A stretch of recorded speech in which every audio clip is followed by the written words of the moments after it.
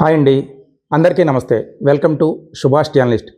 ఈరోజు మనం చర్చించబోయే టాపిక్ నిన్న బీజేపీకి చెందినటువంటి సీనియర్ నేత జమ్మలమడుగు ఎమ్మెల్యే ఆదినారాయణ రెడ్డి గారు ఆంధ్రప్రదేశ్ మొత్తం కమ్మటి పాలన నడుస్తోంది అని చేసిన కామెంట్ల గురించి చర్చిద్దాం. ఆదినారాయణ రెడ్డి గారు ఏం చెప్పారు? ఆంధ్రప్రదేశ్లో కమ్మటి పాలన నడుస్తోంది. ఎన్టీ రామారావు గారు ముఖ్యమంత్రిగా ఉన్నప్పుడు గజ్జెల మల్లారెడ్డి గారు ఆంధ్రప్రదేశ్లో పాలన మొత్తం కమ్మగా నడుస్తుందని కామెంట్లు చేశారు. ఇప్పుడు 4 దశాబ్దాలు అవుతున్నా, అంటే 40 ఏళ్ళు అవుతున్నా తెలుగుదేశం పార్టీ పుట్టి ఇప్పుడు కూడా పాలన మొత్తం కమ్మగానే ఉందని చెప్పి ఆయన తన మాటల్లో ఒక అసహనం ఆవేదన వ్యక్తం చేశారు. తిరుపతిలో జరిగినటువంటి బీజేపీ కమల వికాసం కార్యక్రమంలో ఆదినారాయణ రెడ్డి గారు ఈ కామెంట్లు చేశారు. వాస్తవంగా ఆదినారాయణ రెడ్డి గారు చెప్పినట్టు ఆంధ్రప్రదేశ్లో కమ్మటి పాలన నడుస్తుందా అంటే, కమ్మటి పాలన కంటే కమ్మటి పాలన నడుస్తుంది ఓకే, కమ్మటి పాలనతో పాటు కమ్మల అరణ్య రోదన కూడా చాలా ఎక్కువగా ఉంది. ఇది ఆదినారాయణ రెడ్డి గారి దృష్టికి వెళ్ళకపోవటం విచారకరం. అంటే కమ్మ సామాజిక వర్గం తెలుగుదేశం పార్టీ అధికారంలో ఉంటే కమ్మ సామాజిక వర్గానికి రాజకీయ ఆధిపత్యం ఉంటుంది.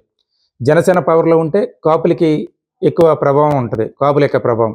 అలాగే వైఎస్ఆర్సీపీ అధికారంలో ఉన్నప్పుడు రెడ్డి సామాజిక వర్గం ఆధిపత్యం ఎక్కువగా ఉంటుంది.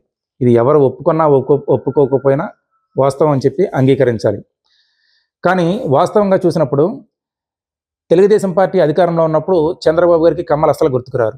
కానీ తెలుగుదేశం ప్రతిపక్షంలో ఉంటే కమ్మల చంద్రబాబు గారిని ఎలాగైనా అధికారంలోకి తీసుకురావాలి, మా కమ్మ సామాజిక వర్గానికి చెందినవాడు ముఖ్యమంత్రి కావాలి, మా చంద్రబాబు గారు ముఖ్యమంత్రి కావాలని చెప్పి ఇక వాళ్ళ కాలికి బలపం కట్టుకుని 5 ఏళ్ళు తిరుగుతూనే ఉంటారు.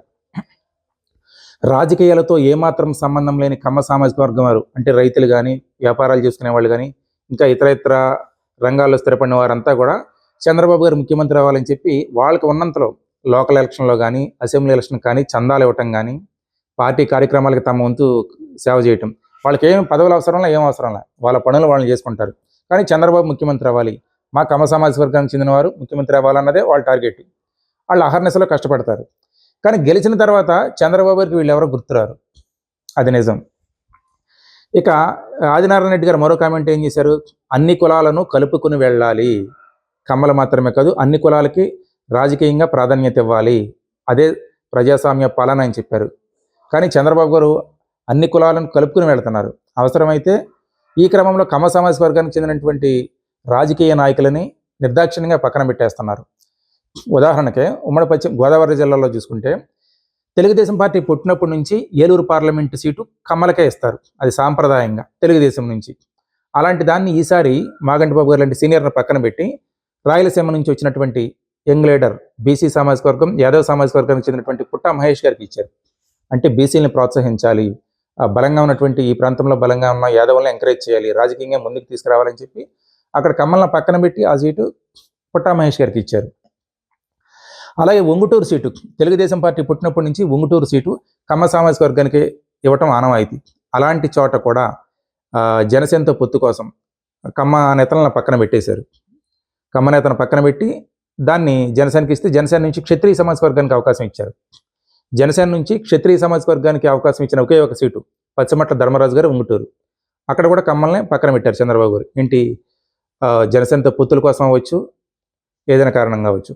అలాగే నిడదవోలు సీటు కూడా కమ్మ సామాజిక వర్గాన్ని, పునర్విభజన జరిగినప్పటి నుంచి నిడదవోలు సీటు కమ్మ సామాజిక వర్గాన్ని. దీనిని కూడా జనసేనతో పొత్తు కోసం పక్కన పెడితే దాన్ని కాపు సామాజిక వర్గానికి ఇచ్చారు. అలాగే తూర్పుగోదావరి జిల్లాలోని రాజానగరం అసెంబ్లీ సీటు కూడా పెందుర్తి వెంకటేష్ గారు అవ్వచ్చు, అంతకుముందు జగపతి బాబు గారు వాళ్ళ మాంగారు అత్తగారు ఫ్యామిలీ, వాళ్ళకి సాంప్రదాయంగా కమ్మ సామాజిక వర్గం. గతంలో బురుగుపుడిగా ఉండేది, పునర్విభజన జరిగాక రాజానగరం వచ్చింది. ఇక్కడ నుంచి పెందుర్తి వెంకటేష్ గారు పోటీ చేస్తున్నారు, ఆయన కూడా కమ్మ నేత. దాన్ని కూడా జనసేనతో పొత్తు కోసం పక్కన పెడితే అక్కడ నుంచి కాపు సామాజిక వర్గానికి చెందినటువంటి బొత్తుల బలరామకృష్ణ గారికి అవకాశం ఇచ్చారు. అంటే పొత్తుల కోసం అవ్వచ్చు, లేదా ఇతర కులాలను ఎంకరేజ్ చేద్దాం అన్న నేపథ్యంలో ఆ కమ్మ సామాజిక వర్గానికి చెందిన సీట్లు కూడా ఇతర వర్గాల వారికి కేటాయిస్తున్నారు చంద్రబాబు గారు. మరి ఇంకా ఇక్కడ కమ్మలకు న్యాయం చేసింది ఏముంది? అలాగే 2014-19 మధ్య ఆర్థికంగా ఎంతో నష్టపోయారు ఏది కమ్మ సామాజిక వర్గానికి చెందినటువంటి నేతలు, వాళ్ళని కూడా పక్కన పెట్టేశారు. 2024లో గెలిచిన తర్వాత గత 10 ఏళ్ళలో పార్టీ పుట్టినప్పటి నుంచి ఉన్న వాళ్ళు అవ్వచ్చు, మరీ ముఖ్యంగా 2009 తర్వాత పార్టీ ఎన్నో కష్టాలు పడింది. ఆ కష్టాల నుంచి పోరాటం చేసి 2014లో పార్టీని అధికారంలోకి తీసుకొచ్చిన కమ్మ నేతలను కూడా చంద్రబాబు గారు పక్కన పెట్టి వేరే అందరికీ అన్ని కులాలకు అవకాశం ఇవ్వాలని చెప్పి ఆలోచన చేస్తున్నారు. మరి ఇంకా ఆదినారాయణ రెడ్డి గారు చెప్పిందంటే నిజమే ఉంది. ఆర్థికంగా ఎంతో నష్టపోయారు కమ్మ సామాజిక వర్గానికి చెందినవారు. ఆదినారాయణ రెడ్డి గారు చెప్పిన మరో మాట ఏంటంటే, బీజేపీ లేకపోతే అసలు ఆంధ్రప్రదేశ్లో జనసేన లేవు, టీడీపీ లేదని చెప్పారు. ఇది వాస్తవమా? కానీ అదే టీడీపీ, జనసేన లేకపోతే బీజేపీ ఉంటుందా? బీజేపీ ఓటు బ్యాంక్ ఎంత ఆంధ్రప్రదేశ్లో? బీజేపీ సొంతంగా పోటీ చేస్తే ఒక వార్డు మెంబర్, ఒక కౌన్సిలర్ సీటు గెలిచేంత బలం వాళ్ళకుందా? 2014లో చంద్రబాబు గారితో పొత్తు పెట్టుకుని గెలిచారు. చంద్రబాబు గారి క్యాబినెట్లో మంత్రులుగా ఉన్నారు. పైడికొండల మాణిక్యాలరావు గారు అవ్వచ్చు, కామినేని శ్రీనివాస్ గారు అవ్వచ్చు. కానీ 2019లో చంద్రబాబు గారితో విభేదించి బీజేపీ సొంతంగా పోటీ చేసింది. ఒక్క అసెంబ్లీ సీటు కాదు కదా, కనీసం ఒక్క చోట కూడా డిపాజిట్ రాలే బీజేపీకి. ఆంధ్రప్రదేశ్లో బీజేపీ బలం గురించి ప్రత్యేకంగా దాని గురించి చర్చించాల్సిన అవసరం లేదు. టీడీపీతో పొత్తు లేదా జనసేనతో పొత్తుంటేనే బీజేపీకి ఇక్కడ సీట్లు వస్తాయి. అది అసెంబ్లీ సీట్ అయినా, కౌన్సిలర్ సీట్ అయినా, వార్డు మెంబర్ అయినా. పొత్తు లేకపోతే డిపాజిట్ కూడా రాదు. ఇదే ఆదినారాయణ రెడ్డి గారు గతంలో వైసీపీలో గెలిచినప్పుడు అక్కడ మొత్తం కూడా రెడ్డి స్వామ్యం ఉండేది. అంటే రెడ్డి సామాజిక వర్గానికి చెందినటువంటి వారికి ఎక్కువ ప్రయారిటీ ఉండేది. మరి దాని గురించి ఆయన ఏనాడు మాట్లాడాల. ఆ వైసీపీ నుంచే కదా ఆయన బయటకు వచ్చింది. చంద్రబాబు గారు మంత్రి పదవి ఇచ్చారు. ఆ రోజు ఆయనకి 2014-19 మధ్య ఆయన మంత్రిగా ఉన్నారు. అదే అంటే పార్టీ మారిన తర్వాత 2017-19 మధ్యలో ఆయన మంత్రిగా ఉన్నారు ఇదే చంద్రబాబు గారి క్యాబినెట్లో. మరి ఆ రోజు ఆయన దీని గురించి మాట్లాడితే బాగుండేది. ఆంధ్రప్రదేశ్లో ఇప్పుడు కంటే అప్పుడు ఇంకా ఎక్కువ కమ్మాధిపత్యం జరిగిందన్న విమర్శలు ఎక్కువ వచ్చినాయి. ఆ రోజు దాని గురించి ఆయన చెప్పినట్లయితే బాగుండేది. అంటే ఆయనకి మంత్రి పదవి ఉంది, చంద్రబాబు గారు మంత్రి పదవి ఇచ్చారు కాబట్టి ఆ రోజుకు ఆయనకి ఆ కమ్మటి ఫలాన్ని గుర్తురాల.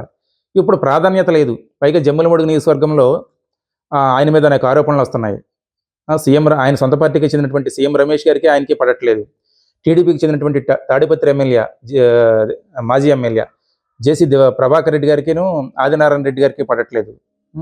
ఇలా ఈ తరహా ఆరోపణలు ఆయన మీద ఉన్నాయి. ఈ టైంలో ఆయనకి ప్రాధాన్యం లేదని, ఆయనకు గుర్తింపు లేదని చెప్పి ఆయనకు ఇప్పుడు కమ్మటి పాలన గుర్తు రావడం హాస్యాస్పదంగా ఉంది. అలాగే చెప్పాలంటే వైఎస్ఆర్సీపీ అధికారంలో ఉన్నప్పుడు జగన్మోహన్ రెడ్డి గారు ముఖ్యమంత్రిగా ఉంటారు. ఆయన చుట్టూ ఉన్న ఆయన కావాల్సిన ఆయన భజనపరులు, ఆయన బంధువులు, ఆయన సన్నిహితులు ఒక 1000 మందికో 2000 మందికో పదవులు వస్తాయి రెడ్డి సామాజిక వర్గం నుంచి ఇచ్చుకుంటే, పై స్థాయి నుంచి కింద స్థాయి వరకు. మిగిలిన మధ్యతరగతి పేదరెడ్లందరూ కూడా వాళ్ళ జీవన పరిస్థితుల్లో ఏమాత్రం మార్పు రాదు. వాళ్ళంతా కూడా ఇక్కడ చించేసుకుంటుంటారు. మా జగన్ ముఖ్యమంత్రి, మా రెడ్డి కమ్యూనిటీకి చెందినవాడు ముఖ్యమంత్రిగా ఉన్నాడు, మా జగన్ రెడ్డి, మా జగన్మోహన్ రెడ్డి నో చించుకుంటుంటారు. పాపం వీళ్ళ జీవన పరిస్థితుల్లో ఏమాత్రం మార్పు రాదు. వీళ్ళ గురించి పట్టించుకున్నాడు ఎవడో ఉండడు. మళ్ళీ వీళ్ళంతా జగన్మోహన్ రెడ్డి గారిని సీఎం చేయలేని చించుకుని అరిచి గోల పెడుతుంటారు. సేమ్ ఇక్కడ కమ్మ సామాజిక వర్గంలోనే అంతే. అక్కడ చంద్రబాబు గారు ముఖ్యమంత్రి అయినా వీళ్ళ జీవన ప్రమాణాలు ఏమి మారిపోవో, వీళ్ళకి ఒరిగేది ఏమి ఉండదు. ఆ 50 మందో 100 మందో 500 మందో లాబింగ్ చేసుకునేవాళ్ళు లేదా రాజకీయాలు ఉండే కమ్మలకే కాస్త కూస్తో పదవులు వస్తాయి. వాళ్ళలోనూ అందరూ ఆర్థికంగా బాగుపడరు. పేరుకేమో ఇక్కడ ఒళ్ళు గుళ్ళ చేసుకుంటారు, ఏదో పదవి వచ్చిందని చెప్పి ఆ బోర్డు ఒకటి పెట్టుకుంటారు తప్ప ఉపయోగం ఎంత మాత్రం లేదు. మరి ఆదినారాయణ రెడ్డి గారు ఆయన సొంత ప్రయోజనం కోసం ఇప్పుడు కమ్మటి పాలన మీద వ్యాఖ్యలు చేయటం అది ఏమాత్రం సరికాదు. మరి ఆయన స్వప్రయోజనాల కోసం ఆయన ఈ తరహా వ్యాఖ్యలు చేసినట్టు క్లియర్గా అర్థమవుతుంది. నా వీడియో మీకు నచ్చినట్లయితే ప్రతి ఒక్కరూ లైక్ చేసి మీ అభిప్రాయాన్ని కామెంట్ రూపంలో తెలియచేయండి. అలాగే నా ఛానల్ సబ్స్క్రైబ్ చేసుకోండి. Thank you.